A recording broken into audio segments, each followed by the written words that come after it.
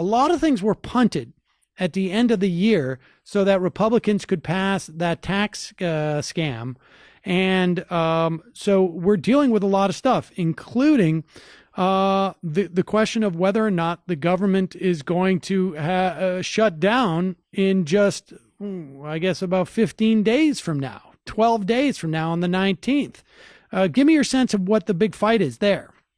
Well, I mean, I'm not sure, to be honest, because I think if we were going by what we would normally see in this government funding fight, we would see the far right in the House and perhaps some members of the Senate, like, Rand Paul or, Mike Lee or some of those kind of libertarian-style folks, who would be unwilling to vote for, to keep the government open because out of an ideological commitment to, we've got to reduce spending, the deficit, all the rest of that.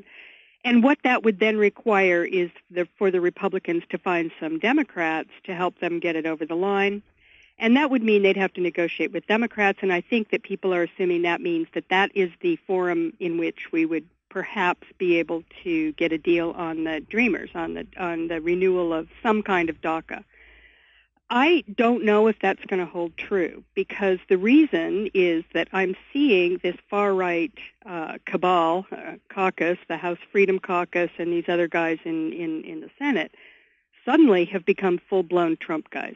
And they are, in fact, Mark Meadows, the head of the House Freedom Caucus, is flying around on Air Force One with Trump. Apparently they're on the phone with each other all the time. They are now allies. And we're seeing this happen a lot in the Congress. Whereas once, we kind of thought everybody would maintain their own, niches right. and their own kind of caucuses within this whole thing in which they would leverage their power. We're seeing a lot of that fall away, as we saw during the tax fight.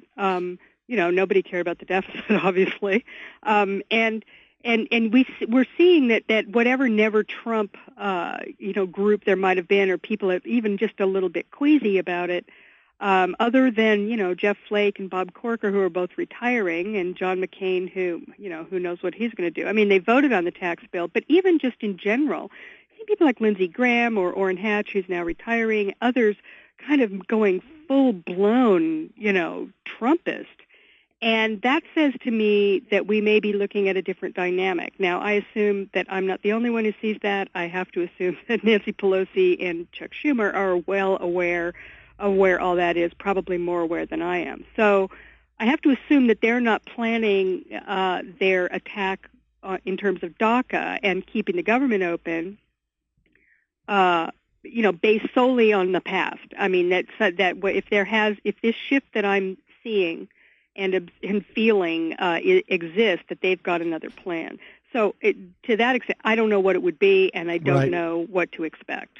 I'll just it is very tough to game this out because, like you say, you don't get the same preening that you get when you have a Democratic president, right? You don't get mm-hmm. There's a lot more party discipline. I mean, we saw it in the context of the tax cuts. Now, in some respects, I guess you could say, well, how come the rollback on the Affordable Care Act didn't work?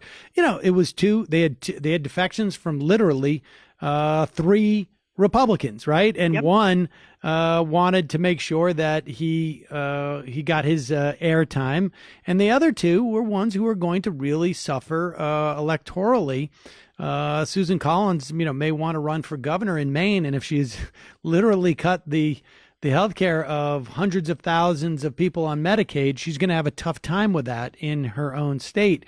But beyond that, there has been a tremendous amount, it seems to me, of falling in line with the Trump agenda, which is, frankly, not that different from the Republican agenda, broadly speaking. And so I guess we'll see. I suspect we're going to end up seeing another punt, and we're going to see another continuing resolution when it comes to the budget. But the question is that, I mean, the clock is ticking for DACA people, mm-hmm. and these are people who were brought to this country as children, who have lived in this country for, I think, well over a decade, and may be deported to a country that in many cases they haven't seen for their the vast majority of their Ever. life. I mean, maybe, they were there when they were 1 or, 18 months old. There's been a lot of negotiation, but Donald Trump wants to, change our immigration system and build a wall. So it remains to be seen what's going to happen there. Paul Ryan, of course, is, trying to game out where's the slot that he can fit into so that he can run for president or retain his speakership.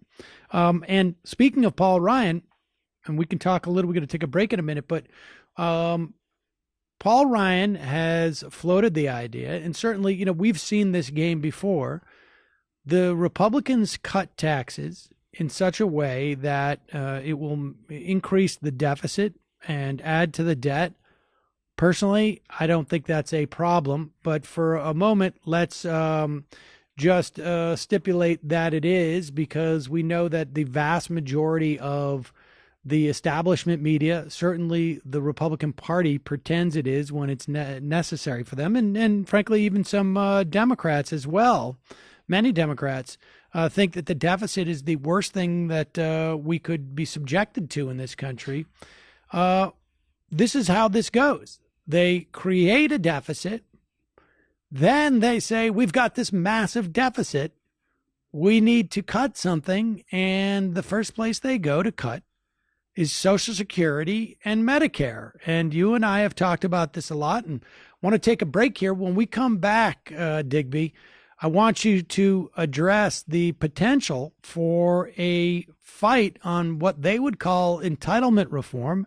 And I would simply call basically wealth redistribution from 95% of the country to the 1%. By means of tax cuts on one end and then cuts to Social Security and Medicare on the other.